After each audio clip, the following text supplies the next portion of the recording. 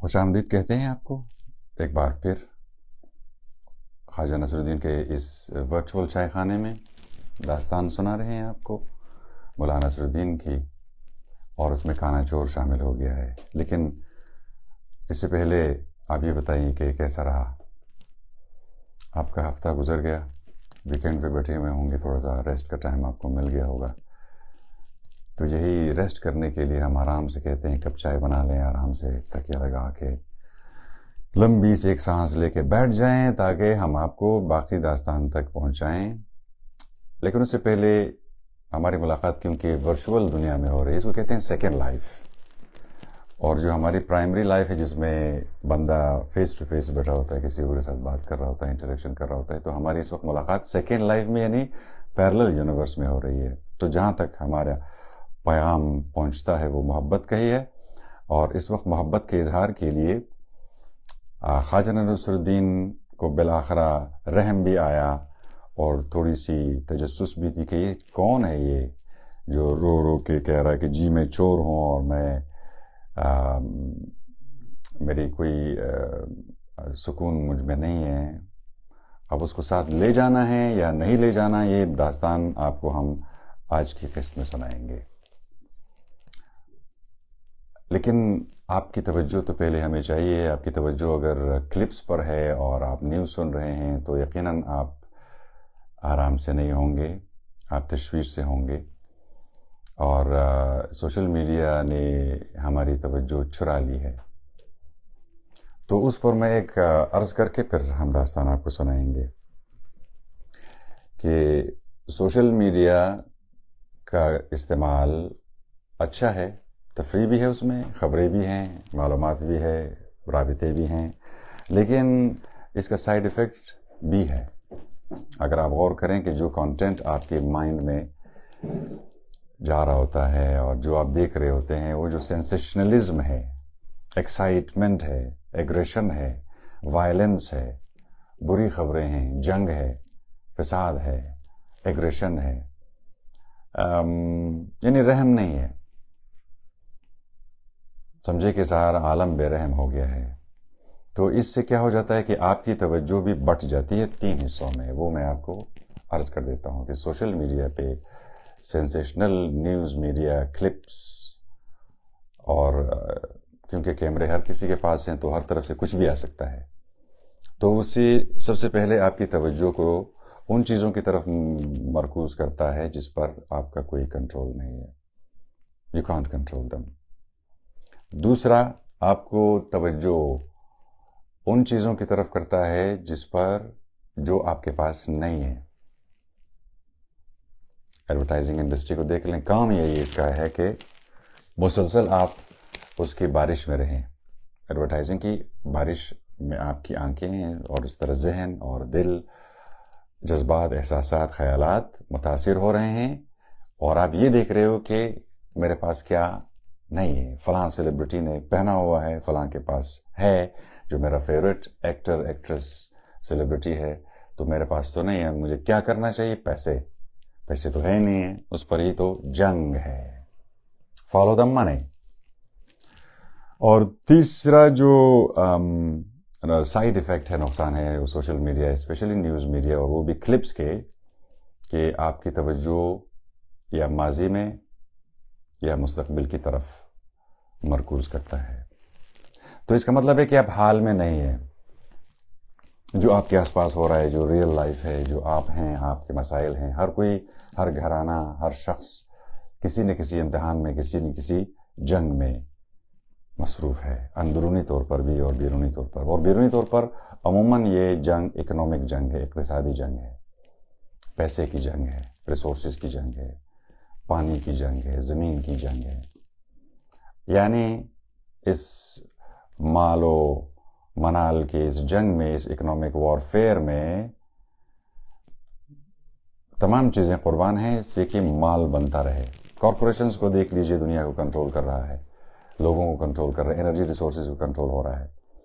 تو اس سے ایک شخص جو کہ سوشل میڈیا استعمال کرتا ہے، اسمارٹ فون ہے اس کے پاس اور آپ کے پاس ہے، اس وقت آپ ہمیں سوشل میڈیا پر ہی اپنے فون کی اسکرین پر دیکھ رہے ہوں گے شاید، تو آپ جہاں جہاں جاتے ہیں آپ کو یہ 3 تقسیم سے سامنا آمنا ہوتا ہے کہ you're focusing on the things you cannot control, the things you don't have, and the past where you are not anymore is gone.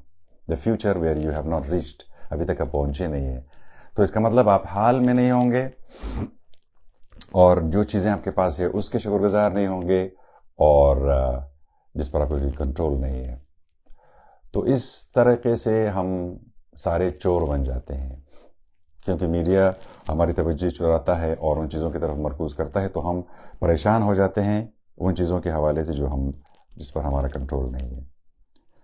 ہم حریص ہو جاتے ہیں اور لالچی ہو جاتے ہیں ان چیزوں کی طرف جو ہمارے پاس نہیں ہے اور اسی طرح ہم حال حاضر میں خوش نہیں ہیں.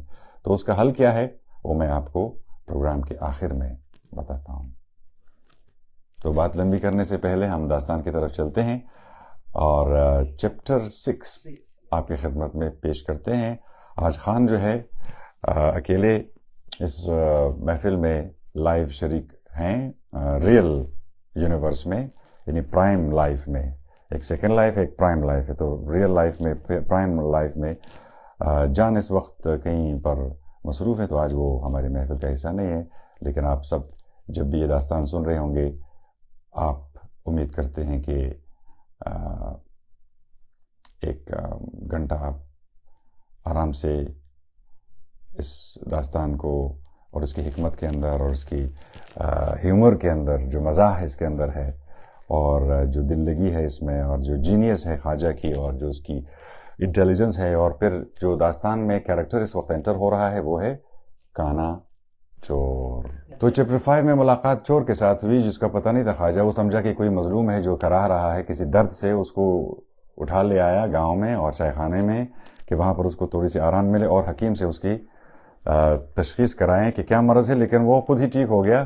لیکن وہ کچھ ایسے ہی ٹھیک ہوا کہ جب یہ لوگ چائے خانے سے نکلے ہیں تو ان کے پیچھے پورا گاؤں اور پورا چائے خانہ جو ہے وہ آئے ہیں. انہوں نے ان کی بڑی زد و کوب کی کہ آپ نے ہمارا مال چرایا. خواجہ حیران ہے مولانا نصر الدین کہ یہ کون سی چوری کہاں کی چوری. لیکن اس کو پتہ نہیں تھا کہ جو اس کا دوست ہے جو ٹھگ ہے شاید اس نے کہا مجھے بیماری کا بہانہ بنا کر اس نے چوری کی اور دونوں کو بھگتنا پڑا. اب خواجہ یہ چاہتے ہیں مولانا نصر الدین کہہ رہے ہیں بس اب میری اور تمہاری کوئی دوستی نہیں رہی. آپ جاؤ اپنا راستہ لو کیونکہ یہ مجھ سے نہیں ہو سکتا کہ آپ ایک چور کے ساتھ.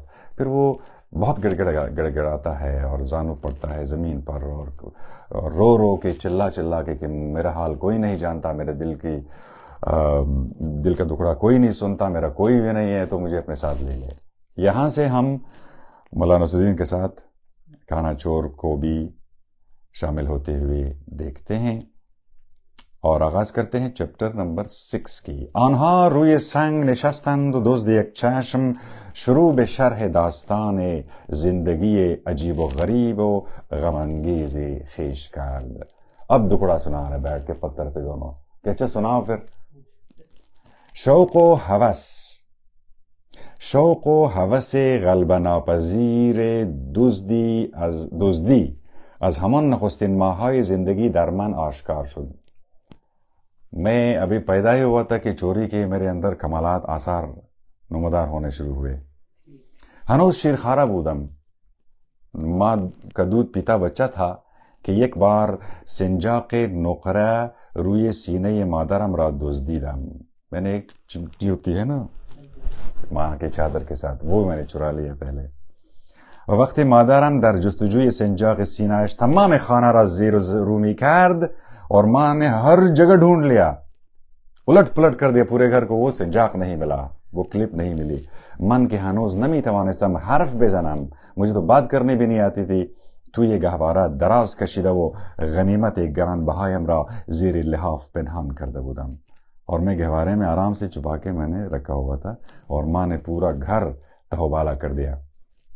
و یواشکی پوزخند میزدم اور انہیں چپکے سے مسکرا رہا تھا کہ جی کیا حال ہے. وقتی کمی قوت گرفتم و میتوانستم راه بروم, چلنا پھرنا جب میں نے شروع کیا, برای خانه من یک بلای واقعی شده بودم. میں بس ایک گھر کے لیے تو میں ایک مصیبت بن کے جوان ہوا. پھول پیسے، پارچہ کپڑے، آرد آٹھا، روغن و گھی، خلاصہ یہ کلام ہر چیز کے در دست می آمد می دزدیدم. بس کچھ نہیں دیکھتا، جو ہاتھ آ جاتا بس عادت پڑ گئی تھی کہ چورانا ہے. ہاں جنیٹیکلی یہ چور ہے. چیزهایی را که می دزدیدم با چنان مهارتی مخفی می کردم که نه پدرم می توانست آنها را پیدا کند و نه مادرم. اور میں جیسے ان کو جہاں چھپاتا اور جیسے چھپاتا، نہ میری ماں اس کو ڈھونڈ سکتے نہ باپ. بعد در یک فرصت مناسب موقع پر با غنایم خود دوان دوان می رفتم پیش قوزی ولگرد دماغ بریده‌ای که توی قبرستان قدیمی در میان قبرهای ویران و سنگهای قبر بر زمین فرو رفته منزل داشت و او با جملات زیر به من خیر مقدم می گفت ای کودک، ای غنچه ناشکفته. اور میں یہ اپنا سارا جو غنیمت کا مال چرا کے میں بھاگتا اور قبرستان میں کسی کے پاس جاتا اور وہ مجھے دور سے کہتا کہ کیا تم ایک جینیس ہو بچہ، اور تم ابھی تک تمہارے تو پھول کھلے ہی نہیں. اگر عاقبت کار تو بر روی چوبه دار یا بزیر تیغ جلات نہیں افتاد. یہ دونوں سے بچ کے رہنا بس، کہ تمہیں کوئی لٹکا نہ دے اور کوئی جلات تمہارا گردن اڑا نہ دے، باقی تمہارا تو بس دنیا ہی تمہاری ہے. الہی کہ من یہ قوز دیگر ہم از جلو در بیارم. کہتے ہیں بس ایک اور کب میرا سامنے سے نکلے. وہ کب تھا پیچھے سے، تو بولا کہ اللہ کرے کہ ایک اور میرے سامنے سے بھی نکلے. بعد ماں یعنی آن پیر گوش پشت آبل رو که آثار تمام عیوب و نواقص دنیا در صورتش دیده می شد و من کودک 4 ساله چاق و چله که گونه های سرخ و چشم های پاک و معصوم داشتم شروع به تاس بازی می کردیم. اب یہ کیونکہ اس کا چہرہ ذرا خراب اور کب نکلی ہوئی تو یہ اس کو لوگ پسند نہیں کرتے، تو قبرستان میں ہی رہتا تھا. لوگوں نے اس کو کہا تھا don't come to us you ugly little face. تو وہ وہاں بیٹھا ہوتا تو یہ چرا چرا کر چیزیں لے جاتا ادھر، اور اس کمپنی میں پھر وہ بیٹھ کے آرام سے پٹے کھیلتے، پھر یعنی جوا کے کاروبار کرتے. حالانکہ 4 سال میری عمر تھی. یہ ماحول دیکھ رہے ہو، گروتھ دے رہا ہے. دزد دوران طلایی و بی بازگشت کودکی را بیاد آورد و به افتاد. اب وہ اپنے بچپنے کو یاد کر کے رو رہا ہے. بعد با صدای زیاد بینی خود را بالا کشید و اشکهایش را پاک کرد و ادامه داد. پھر نہ منہ پونچھ کے دوبارہ اپنی داستان آگے بڑھایا کہ در سن 5 سالگی من دیگر تاس باز ماہر شده بودم. اب جوئے میں میرا ہاتھ بڑا تیز ہو گیا 5 سال کی عمر میں. ولی تا آن وقت بنیان خانه و زندگی ما به کلی متزلزل شده بود. اب ہمارا گھر میں ایک بحران بپا ہوا تھا. مادرم ہر وقت مرا میدید اشک میریخت. ماں مجھے دیکھتے ہی بس ہلکان ہو جاتی رو رو کے کہ الہی یہ کیا دے دیا. و پدرم از درد و رنج به خود میپیچید و میگفت لعنت بر آن شبی که من نطفه تو را بستم. اس رات پہ لعنت کہ تمہارا نطفہ جو ہے نا. اما من نه به خواهش و تمناها توجهی میکردم و نه به سرزنش و ملامتها. اب میری چمڑی جو ہے نا وہ موٹی ہونے شروع ہو گئی تھی، اور ہمین کے بعد از کتکهای سخت بحال میں آمدم اور مار کھا کھا کے یہاں وہاں سے جب میں واپس ہوش میں آ جاتا کارهای خود را از سر می گرفتم. پھر وہیں سے سٹارٹ جہاں پر چھوڑا تھا. یہ ہے 5 سال کی عمر کی کرتوت. 4 سال میں جواں کھیلنا شروع کیا اور 5 سال میں گھر کو بحران میں مبتلا کر دیا. چائے خانہ خواجہ نصر الدین میں آپ بھی ایک کپ چائے پئیں اور اس دکڑے کو سنتے ہوئے جائیے اور دیکھیے کہ یہ کیسا کردار ہے جس کا آگے بہت اس سلسلے میں کہانی خواجہ کے ساتھ ساتھ ہی جاری رہے گی. یعنی کہ یہ کہیں نیگیٹو سے پازیٹیو تو نہیں ہونے والا؟ ہاں، ٹرانسفارمیشن اس کی ہو جائے گی. یعنی حالت کتنی خراب ہے، اس کی بنیاد ہی خراب ہے.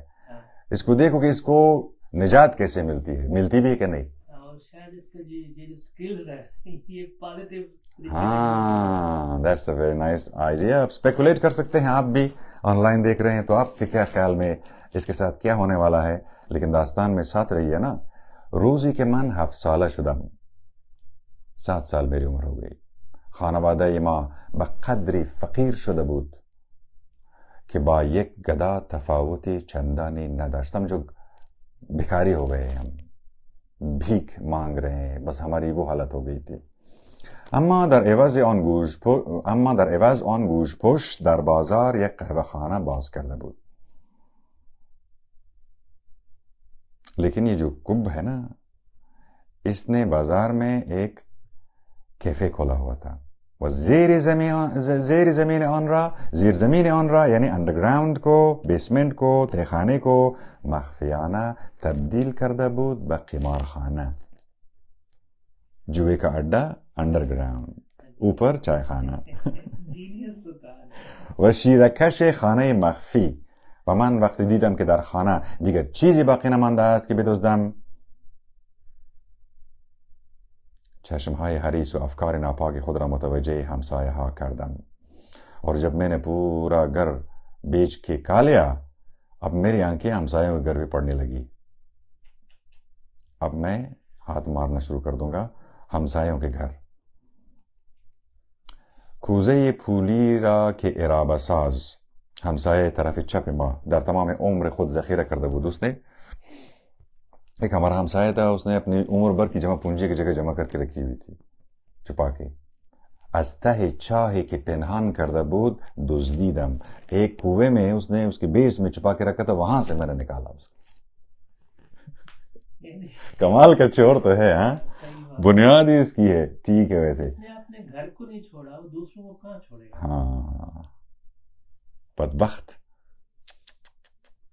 و او را به کلی ورشکست کردم. اس کو تو دیوالیہ میں نے نکلوا دیا. بعد در عرض 2 ماه و چند روز هست و نیست همسایه طرف راست من را به باد دادم. اور پھر دائیں طرف والے ہمسایہ کا بھی اسی طرح میں نے کھانا خراب کر دیا. و او را به روز سیاه نشاندم.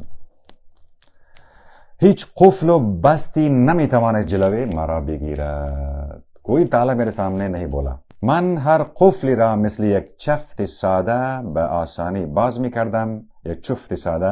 کاسه صبر پدرم لبریز شد، مرا آق کرد و از خانه راند. بس اب تالا تو اب ایک ہمسایہ 2 ہمسایہ سے سٹارٹ ہو گیا. اب کوئی تالا اس کے سامنے اس کو نہیں روک سکتا. بس یہ آخری حد تھی کہ باپ نے ہی اس کو آق کر دیا کہ بس نکل لے اور میرا نام نہ لے. ابھی تو نے ہماری بدبختی میں کیا اضافہ کر دیا کہ اب پورے علاقے کو تم جو ہے نا بیچ کے کھا رہے ہو. چور کی کتنی ڈسکرپشن کلیئر ہے ادھر کہ جب چور ہے نا تو پھر بخشتا نہیں کسی کو. چور تو اس کو کہتے ہیں نا. من یگانه قبا، ایک جیکٹ تھی میری. وہ آخرین پولهای اشرا سوری اب میری نہیں، آخری جو اس کی جیکٹ تھی اور جتنا باقی بچا تھا اس کی جیب میں کہ 26 تنگه میشد. ٹوٹل 26 تنگه. دزدیدم و رفتم. اسی وقت جب مجھے آق کیا باپ نے، اس وقت بھی میں نے نا فائنلی اس کے جیکٹ اور 26 جو پاؤنڈ تھے وہ بھی اٹھا کے میں چل بسا.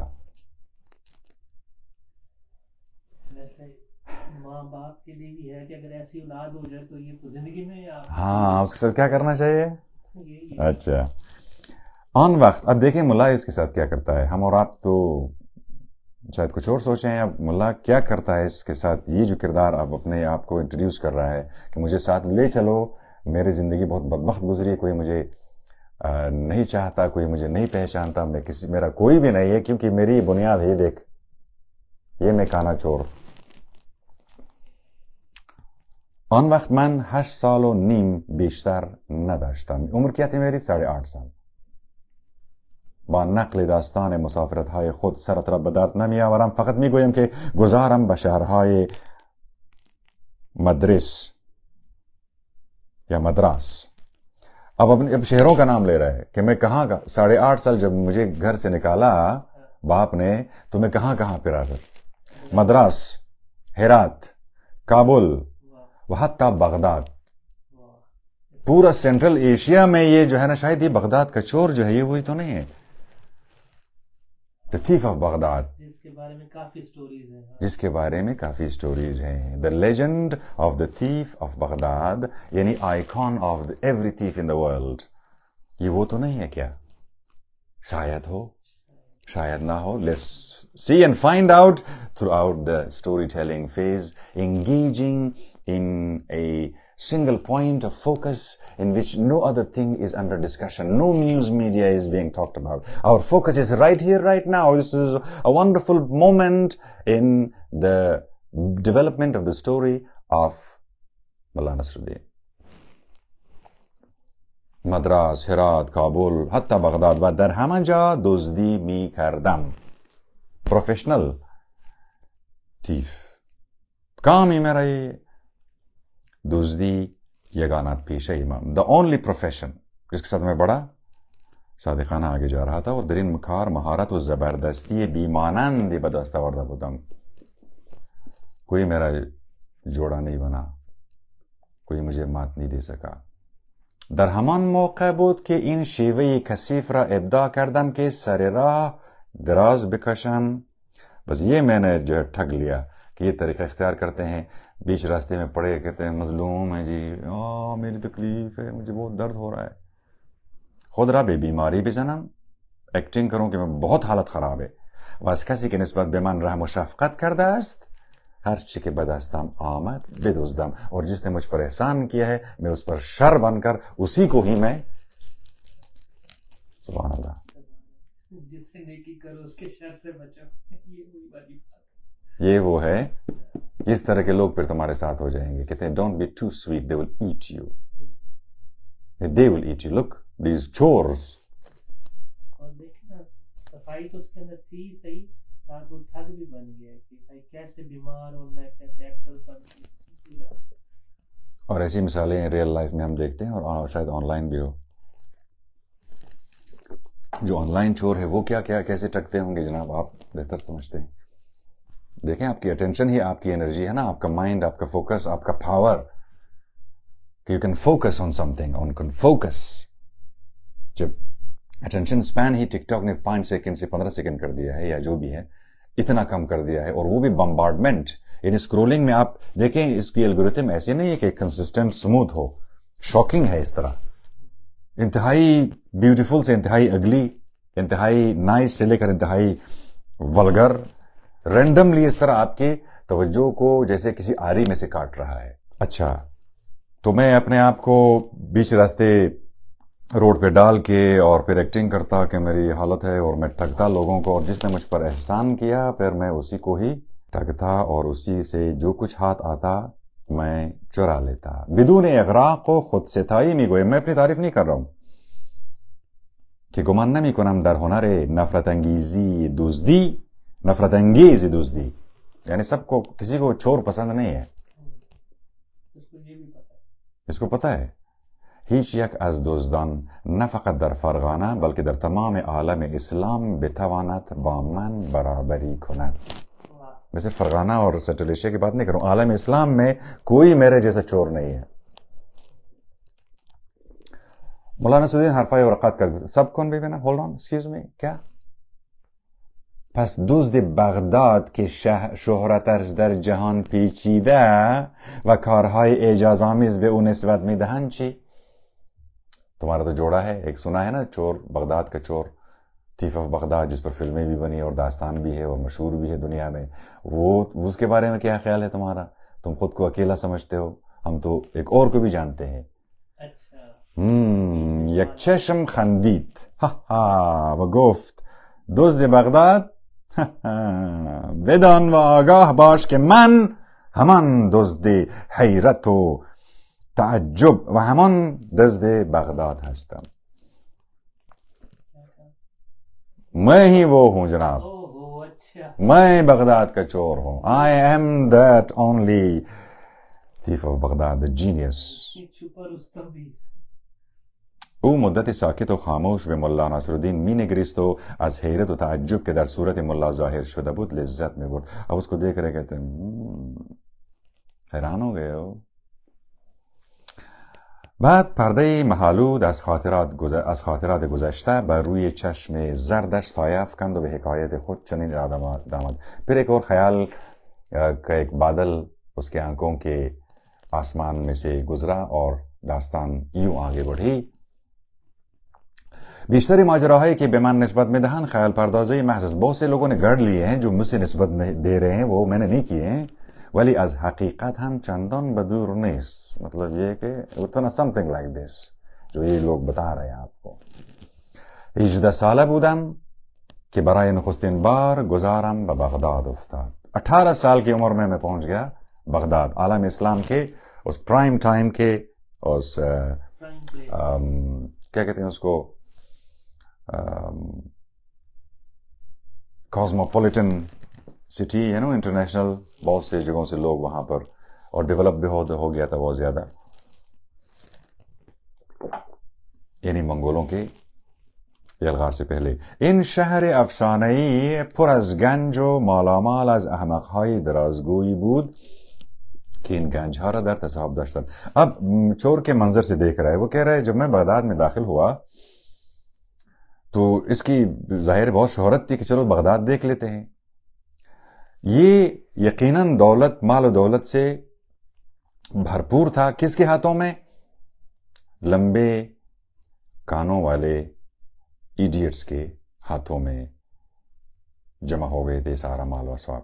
من از دکانها و صندوقهای بازرگانان بغداد هر چی که دلم میخواست کش میرفتم. میں کسی بھی دکان میں، بازار کے کسی بھی ٹل پہ، کسی کے بھی دخل میں گھس جاتا اور جو جی چاہتا خرچ کرتا. گوئی آنها ملک مطلق شخصی من بود. سمجھو کہ وہ تھا ان کے پاس لیکن میرا ہاتھ ان پہ چلتا. نو پرابلم، کہیں گھس جاؤ، کچھ بھی اٹھا لاؤ. آخر سر بخزانه شخص خلیفہ ہم راہ یافتم، اور الٹیمیٹلی خلیفے کے خزانے پر بھی میرا ہاتھ لگ گیا. راہ یافتن به آن خزانہ براستی چندان دشوار نبود. اور it was not difficult. آپ سمجھتے ہیں کہ خلیفے کا پھر اس کا بہت ہی گارڈز ہیں اور اس نے سب کچھ چھپا کے رکھا ہوا ہے. نه، 3 نفر زنگی غول پیکر که هر یک به تنهایی میتوانست با یک گاونر درگیر شود از خزانه محافظت میکردند. 3 حبشی جو کسی بھی زبردست بیل گائے کو جو ہے نا وہ مار سکتے تھے، گرا سکتے تھے، وہ جو ہے نا وہ محافظت پہ تھے 3. و به همین جهت دسترسی به خزانه برای دزدان و غارتگران غیر ممکن بود. تو کوئی ہمت نہیں کر پاتا تھا کہ یار ان کے ساتھ کون جائے اور لڑے. ولی من میدانستم، اب میرے پاس جو انفارمیشن تھی، ایڈوانس میں نالج، وہ کیا تھی کہ یکی از آنها کر است، ان میں سے ایک ہے بہرا. یہ انر انٹیلیجنس ہے. و اصلا نمیشنود، وہ سنتا ہی نہیں. دومی حشیش میکشد، اس کی تو عادت ہے کہ ٹن رہنا بھائی، سگریٹ چی. و ہمیشہ حتی موقع را رفتن خواب است، اور سمجھو کہ وہ بس چلتے ہوئے بھی نیند ہی میں ہے، ہوش تو اس کے حوالے نہیں ہے. و سومی، اور تیسرا، طبیعتاً به قدری ترسوست که آوازخوانی شبانه قورباغه‌های میان بوته‌ها او را به لرزه می‌اندازد. اور تیسرا جو وحشی ہے نا، جو حبشی ہے، تنومند اور کسی گوریلے کی طرح بڑا، لیکن اس کا دل اتنا چھوٹا کہ کوئی مینڈک بھی رات بیچ میں بولتا نا تو وہ لرز جاتا. کون سی آواز آئی؟ من یک کدوی خالی برداشتم و آن را به شکل جمجمه یک مرده درآوردم. اب میں نے ہالووین کھیلا ان کے ساتھ، جا کے میں ایک لے آیا نا ایک کدو، اس کی ہالووین شکل بنا لی، اس کو میں نے ایک اسکیلٹن کی صورت میں کاروینگ کیا، ڈیزائن کیا. و با 2 چشم و یک دهان باز، 2 آنکھیں کھلی اور ایک منہ بڑا سا، و روی چوبی نصب کردم و توی کدو شمع روشن کردم. لکڑی کے اوپر لگا کے اس کے اندر میں نے کینڈل لائٹ جو ہے آن کیا. و کفن سفیدی بر چوب پوشاندم، پھر اس کے اوپر ایک سفید کپڑا بھی لگایا کہ ہو گیا. و نیمه شب از میان بوتها این شمایل را جلوی زنگی ترسو بلند کردم. اور پھر بالکل آدھی رات پہ میں نے آہستہ سے جڑی بوٹیوں میں سے نکل کے اس کو سامنے، کس کے سامنے؟ جو سب سے زیادہ بزدل تھا، چھوٹا دل کا تھا، اس کے سامنے میرے اس کو اس بھوت جو میں نے بنایا تھا وہ میں نے اس کو دکھایا. ہالووین کا جو بوت ہے وہ زنگی نارئی کشید و زہرہ ترک شد، ادھری بے ہوش ہو گیا ایک چیخ مار کے. حشیشی از خواب بیدار نہ شد. اس پر بھی جو ہے اس کے جو پینے والا دوست ہے نا، جو ٹن نہیں رہتا تھا ہمیشہ، اس کو تو پتہ ہی نہیں کہ وہ میں تو کدھر ہوں ابھی، اس کو تو نیند ٹوٹی ہی نہیں. و کر ہم چیزیں نشنید، اب بہرا تو سنتا ہی نہیں کوئی چیز، اپنا روئے یا دوسرا روئے، بہرے کا کیا ہے.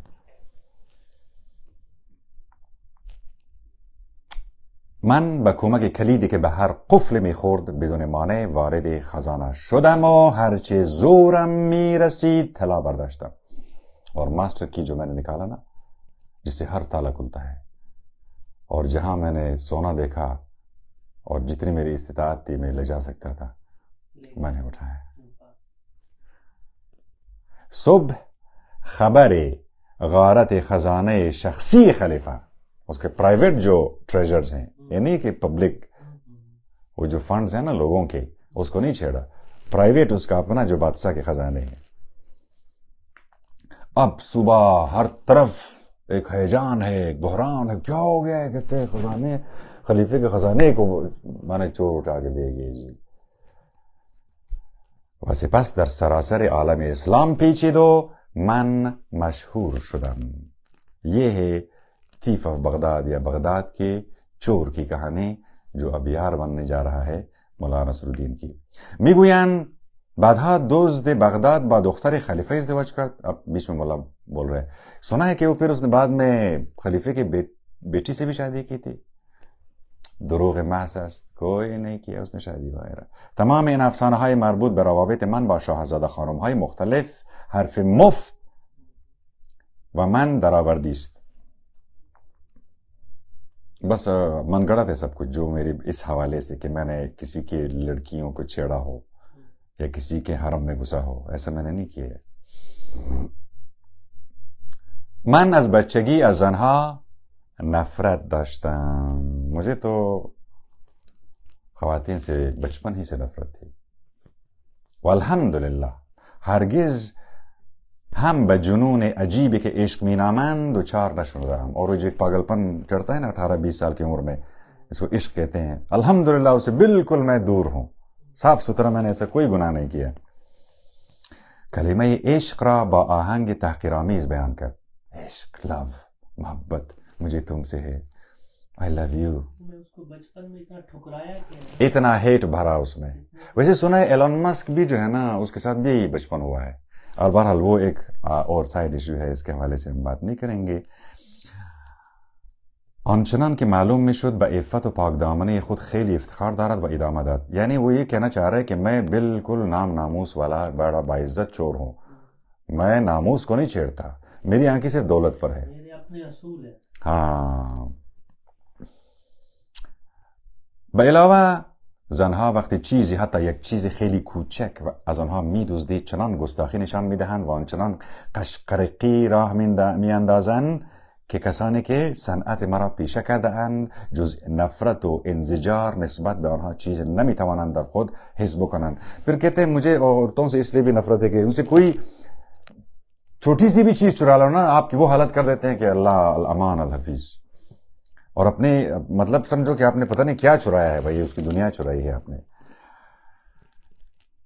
من به هیچ قیمتی با هیچ شاهزاده خانمی حتی با زیباترین آنها، یعنی وہ مس ورلڈ بھی ہونا، حاضر نبودم ازدواج کنم. میں تو اس سے نفرت کرتا ہوں شادی سے، مجھے تو عورتوں سے بھی نفرت ہے. مولانا نصر الدین وسط حرف او گفت صبر میکنیم تا تو نظرت را نسبت به شاهزاده خانم چین یا هندوستان عوض و نسبت به آنها نظری بہتری پیدا کنی. کہتے ہیں اچھا اس جگہ تو اپنے عالم اسلام کو ٹرائی کیے، لیکن آپ انڈیا اور چائنا کو ذرا ٹرائی کریں، ادھر کی بھی پرنسز جو ہے نا اس کے حوالے شاید آپ کی حال مطلب نظر بدل جائے. آن وقت میگویم که حالا نصف کار تمام شده، فقط این مانده است که شاهزاده خانم را راضی کنیم. پھر ہم بھی کچھ کوشش کریں گے کہ وہاں سے وہ بھی راضی ہو جائیں اور آپ کا کام بن جائے. دوست دریافت که ملا او را مسخره میکند. مذاق اڑا رہے ہیں آپ میرا. برقیافه ایار او که یک چشمش آب آورده بود و زیر چشم دیگرش لکه کبود بزرگ دیده میشد، نیشخند نقش بست که نشان میداد استهزای ظریف همسرش را میفهمد. اچھا میرے ساتھ مذاق کر رہے ہو تم؟ گفت میشود فکر کرد که خود شخص مولا نصرالدین چنین جواب ظریف و نیشداری را توی دهان تو گذاشته. ایسا لگتا ہے کہ جیسے مولا نصرالدین نے تو یہ ٹوٹکا بتایا کہ اس طرح میرے سے بات کر. ہاں مولا نصرالدین از شنیدن نام خود نگران شد. اچانک اس کو جھٹکا لگا کہ یہ اس کو میرا نام کیسے پتہ چل گیا. و با ترس و احتیاط به اطراف نگاه کرد، ولی در اطراف کسی نبود. لکه های پراکنده ابر در آسمان، بادل کے ٹکڑے آسمان پہ آرام سے جا رہے ہیں. صاف شفاف بہاری موسم ساؤتھ کی طرف جا رہے ہیں، جنوب کی طرف رواں دواں ہیں. ہلکا سا ایک بہاری موسم ہے. وسائے آنها بر روی صخرهای سرخفام می لغزید، اور پتھروں کے لال لال پتھروں کے اوپر سے اس کے سائے آرام سے بہ رہے تھے. جیسے جرجرک ها بر روی بالهای لرزان خود در هوای آفتابی معلق بودند. مارمولک زمرودینی در کنار مولا نصرالدین روی سنگ داغی دراز کشیده بود و چرت میزد. اور ایک کیا کہتے ہیں اس کو مکڑی وہ بھی جو ہے آرام سے دھوپ سینک رہا ہے. جی گاہ بگاہ چشم کوچه کے سیاه و زنده خود را که حاشیه باریک زرینی داشت کمی باز میکرد اور اس گرین کبھی ایسے پھر سو جاتا. ملا پرسید آیا هیچ پیش آمد کرده است که در آواره‌گردی ها و دزدی هایت با مولا نصرالدین برخورد کنید؟ مولا نصرالدین سے کبھی ملاقات ہوئی تمہاری؟ یک چشم جواب داد بله. جی پیش آمد کرده است. اشخاص جاهل و بی اطلاع اغلب کارهای او را به من و کارهای مرا به او نسبت میدهند، ولی در حقیقت بین ما هیچ شباهتی وجود ندارد و نمیتواند وجود داشته باشد. کبھی وہ لوگ میری سٹوری کو اس سے ملا لیتے ہیں، پھر ملا کی کہانی کو میرے ساتھ ملا لیتے ہیں. ان کو پتہ ہی نہیں کہ میں اور ملا دو جو ہے نا الٹی داستان ہے ہماری. نہ میں اس جیسا ہوں نہ وہ میرے جیسا ہے، نہ وہ میرے کام کر سکتا ہے نہ میں اس کے کام کر سکتا ہوں. من برخلاف مولا نصرالدین تمام عمر به کارهای بد و افشاندن تخم شر و مصیبت در جهان گذراندم. میں نے تو فساد برپا کیے جهان میں اپنی عمر بھر، و به هیچ وجه در فکر تکامل وجود معنوی خود که بدون طی آن به طوری که معلوم است گذار از این دنیای فانی دون به عالم باقی میمون ممکن نیست. اب میں اتنا مجھے پتہ چل گیا ہے کہ یہ جو میں ادھر سے یہ جو دنیا ہے نا یہ فانی ہے، اور جو وقت میرے پاس بچا ہے جب تک میں اپنی روحانی تکمیل نہیں کروں گا، کمال تک نہیں پہنچوں گا، اپنے آپ کو نہیں پہچانوں گا، اپنے نفس کو میں ریفائن نہیں کروں گا، میرا چھٹکارا یہاں سے مجھے نہیں ملے گا. ایٹ دا اینڈ آپ نے دیکھا سب کریکٹر اپنے آپ کو کریکٹ کرنا چاہ رہے ہیں. یہ اسٹارٹ تو بغداد کے چور سے ہوا ہے. امید یہی ہے کہ جب یہاں سے ہوا ہے تو وہ پہلے درویش نے بھی اپنے کو کریکٹ کرنا چاہا. ہاں درویش is also I think it's called redemption, انگریزی میں کہتے ہیں اس کو نجات. یعنی روحانی طور پر اگر آپ پھنسے ہوئے تو اس کو آپ کیسے نجات دیں گے اپنے آپ کو؟ کون سے ایجنٹ اسپیشل ایجنٹ کو بلائیں گے آپ؟ میموری کو کیسے ڈیلیٹ کریں گے آپ؟ رات کی نیند آپ کو کیوں نہیں آتی؟ لیکن اس کے لیے وہ ہے نا کہ کیا چرایا ہے آپ نے؟ ہونے کے بعد وہ کام نہ کیے جائے اور کچھ اچھے کام کیے جائے. ہاں عمل فاسد سے آپ نے عمل صالح میں آنا ہوگا. یہ حکمت کی داستان ہے، اور میرے خیال میں اس پر یہ عبرت کے مقام پہ یہ چور پہنچ چکا ہے کہ میں یہاں سے جب تک اپنے وجود کو مکمل طور پر روحانی طور پر ریفائن کر کے کمال تک نہیں پہنچاؤں گا جو میرے پوٹینشیل ہے، تو میں تو اس دنیا فانی سے میری روح کی جان خلاصی نہیں ہو سکتی. جس طرح اس فقیر کی جان خلاصی نہیں ہوئی کیونکہ اس نے جوئے میں جو کوہستانی جھیل کھو دیا ہے، اب وہ ایک انسانی خناس انسان کے ہاتھوں عقبہ کے ہاتھ چھڑ گیا ہے جس نے لوگوں کی زندگی ایجیرن بنا کے رکھ دی ہے. لڑکی دے دو، پیسے دے دو، مال دے دو، نہیں ہے پیسے، آج نہیں ہے، آج بند ہے، پانی نہیں ہے، انرجی نہیں ہے، سورسز نہیں ہے. ریسورسز کو کنٹرول کیا، سمجھو لوگوں کو کنٹرول کیا. کہتے ہیں جس نے انرجی کو کنٹرول کیا اس نے لوگوں کو کنٹرول کیا، پانی کا مین، اور جس نے پیسے کو کنٹرول کیا اس نے سب کچھ کنٹرول کیا دنیا. اچھا تو یہ جو چوروں کی داستان ہے طرح طریقے سے ہیں, لیکن اس وقت چور یہ بتا رہے ہیں کہ آپ لوگ کو فکر کیا ہے, کس بات کی آپ کو فکر ہے. یہاں پر ایک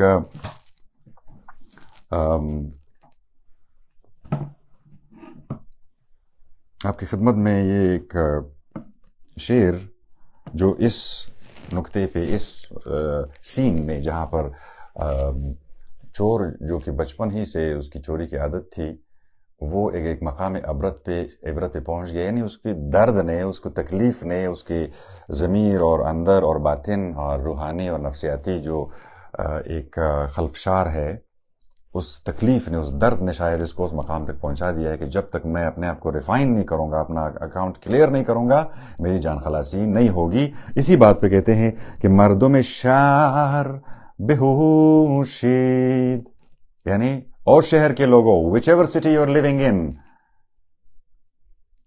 is an alarming, be alert to this درغمے, دیروز و پریروز و فلان سال و فلان حال و فلان مال کے برباد فنا رفت, مخور بخدا حسرت دیروز عذاب است, بخدا حسرت دیروز عذاب است. اب یہ عذاب, یہ جو نفسیاتی بیماری, یہ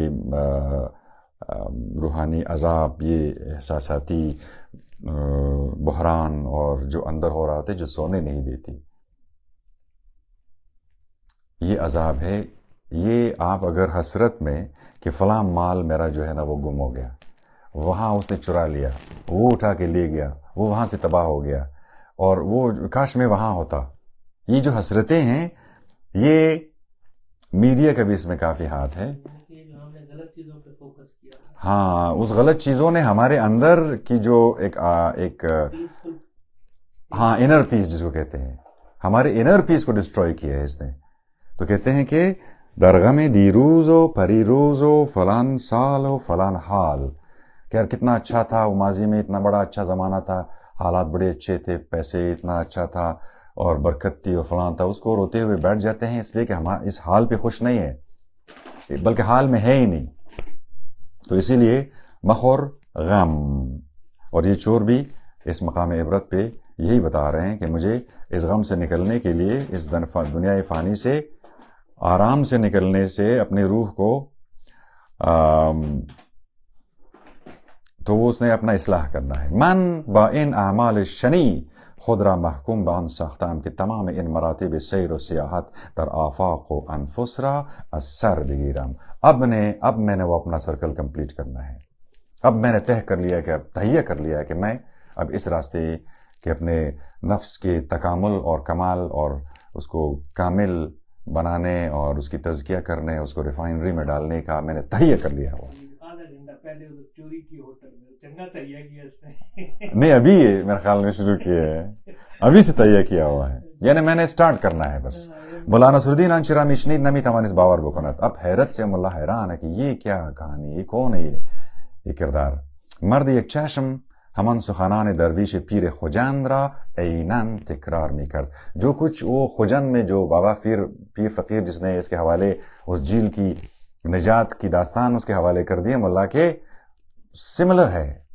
چور کی باتوں میں بھی وہی خوشبو ہے جو کہ اس فقیر کی باتوں میں تھا. ملا با خود گفت آیا واقعاً این دوست با آن فرقه سری اخوان خاموشان و ادراکیان ارتباط دارد. سوچ رہے کہ کیا اس چور کا بھی تعلق تو انہی فرقے سے تو نہیں ہے جو خاموشی سے چیزوں کا ادراک کرتے ہیں, وہ باتیں نہیں کرتے ہیں, کہ اس کا تعلق ان کے ساتھ تو نہیں ہے. اما فوری ان فکر را مانند فکری که اصلا با عقل و منطق جور در نمی آمد به دور رفت. بولتے نہیں یار اس میں تو کوئی لاجک نہیں ہے. حدسیاتی که یکی پس از دیگری باور نکردنی بود به مغزش هجوم می آورد. اب شکوک و شبہات کا ایک ہجوم اس کے کہ کیا سمجھوں میں اس کو. یک چشم با لحن اندوهگین ادامت. اب وہ پھر دکھڑا سنا رہے اپنا. من چنین آدمی هستم, یہ میں بدبخت ایسا ہی ایک کوئی انسان ہوں. فقط موجود بکلی نادان و جاہل ممکن ہے اس میں آنے مانو مولا نصرالدین.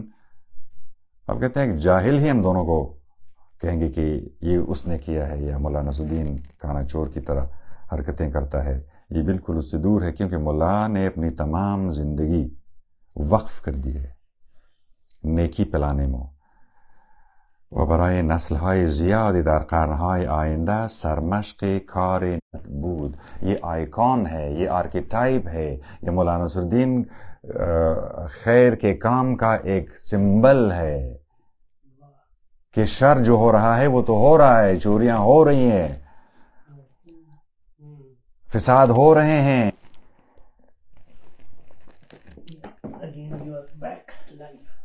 ہاں، تو میرے اور مولانا نصرالدین میں کیسے آپ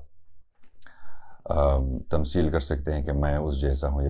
مولانا کہ جو بھی خیر کا کام کرتا ہے وہ اس کے سمبل سے آشنائی رکھنے کے لیے مولانا نصرالدین کی داستانیں یا اس کا جو کردار ہے، جس طرح کہ ایک بغداد کا چور ہے اور اس سے کوئی میچ نہیں، اسی طرح کوئی مولانا نصرالدین جیسے بھی نہیں ہے جو پہنچا دیتا ہے. بات بتائیے کہ بے شک چور ہے لیکن بات حق کی کر رہے ہیں. عبرت ہو گیا نا اس کو، اب اتنے درد میں واقعی میں اس کی زندگی اجیرن ہے.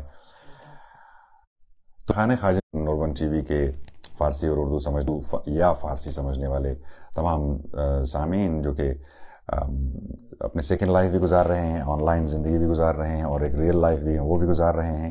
اور یہ داستان گوئی عموماً ریئل لائف میں ہوتی تھی نا، بیٹھنے کے لیے ایک دوسرے کے ساتھ ایک ماحول، ایک خاموشی کی فضا میں، ایک توجہ اور ریلیکس پوائنٹ پر. تو وہ کوشش یہی ہوگی کہ سیکنڈ لائف میں بھی اس کا امکان ہو، اور اسی لیے امن جی چیریٹی ورک شاپ جو ہے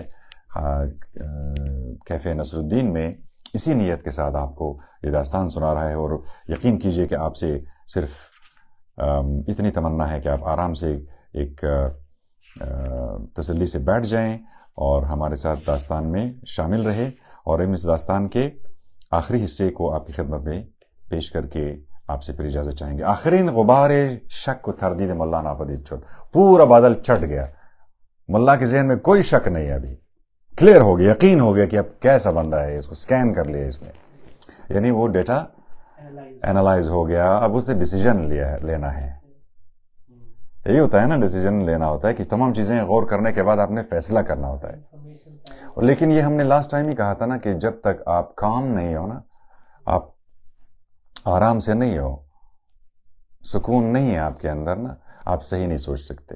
صحیح نہیں سوچا تو فیصلہ غلط ہو گیا، اور غلط فیصلے کی کانسیکوینسز تو آپ کو پتہ ہے کہ پھر پتہ نہیں کب تک چلتا رہے. یہاں تو چور بھی کہہ رہا ہے کہ نہیں، میری نجات اس وقت تک ممکن نہیں جب تک میں اپنے اکاؤنٹس کلیئر کر دوں، یعنی جو ایکشنز میں نے کیے ہیں ان کو میں ریڈیم کروں، خود کو ان میں سے نکالو. دزد یک چشم سخنان گدای پیر را تکرار می کرد. وہ ایگزیکٹلی اسی فریکوینسی میں بات کر رہا تھا جو بوڑھا بابا فقیر کر رہا تھا. مولانا نصرالدین نگاه نافذ خود را به صورت او دوخته بود و میکوشید سایه‌ای از ریا و تظاهر در آن پیدا کند.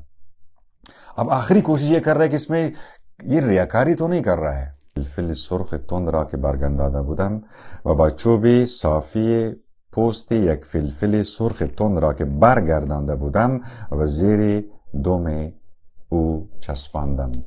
پھر میں نے لال مرچ جو میں نے کھول دیا تھا اس کو، اور اس کو آرام سے میں نے گدے کی دم کے پیچھے رکھ دیا، گدے کی دم کے نیچے رکھ دیا. خر کے درباز جاهای خود سوزش تحمل ناپذیر حس کرد اور گدے کو اچانک آگ لگی. مدت سر و دم خود را تکان داد، کچھ ہلا جلا لیکن آرام جب نہیں ہوا، بعد تصور کرد کہ زیر دمش آتش روشن کردند، کہ میری دم میں آگ لگ گئی ہے. افسار را از دست مولانا نصرالدین کند و عرعر کنان پا به فرار گذاشت. اب وہ اس نے سارا افسار کھینچ کے بھاگا اور بازار میں جو ہے نا ڈھینچو کرتے ہوئے پورے بازار کو اس نے سر پہ چڑھا دیا. وہ ہر چیز سبد نان، جتنے بھی لوگ بیچارے وہ سبد لے کے نا روٹی کوئی بیچ رہے، کوئی زردالو بیچ رہے، سبزی کے ٹھیلے ہیں، وہ سب الٹ پلٹ بازار میں. و گیلاس و سر راهش بود همه را چپه کرد. مولانا نصرالدین به دنبال خر دوید. اب ملا اس کے پیچھے بھاگ رہے گدے کے، من از هیاهو و جنجالی که راه افتاد استفاده کردم و بدون هیچ مانعی قبا را از روی پیشخان برداشتم. اور جب اس سراسیمگی کیفیت میں اس شرشور میں آرام سے گیا اور کاؤنٹر کے اوپر سے جو کپڑے ملا نے خریدے تھے، یعنی جو گاؤن یا ابا یا قبا جس کو کہیں، وہ میں نے آہستہ سے اچک لیا اور چور یہی کرتے ہیں. اب اسی پوائنٹ پہ لے کر آتے ہیں آپ کو. ہم نے وعدہ کیا تھا کہ اس کا حل ہم آپ کو بتائیں گے کہ جب میڈیا، سوشل میڈیا اسپیشلی آپ کے ذہن کا، آپ کی توجہ کا چور ہے تو کیا کچھ کر رہا ہوگا تاکہ آپ کی توجہ بڑھ جائے. تو کیا چوری ہو رہا ہے اس وقت؟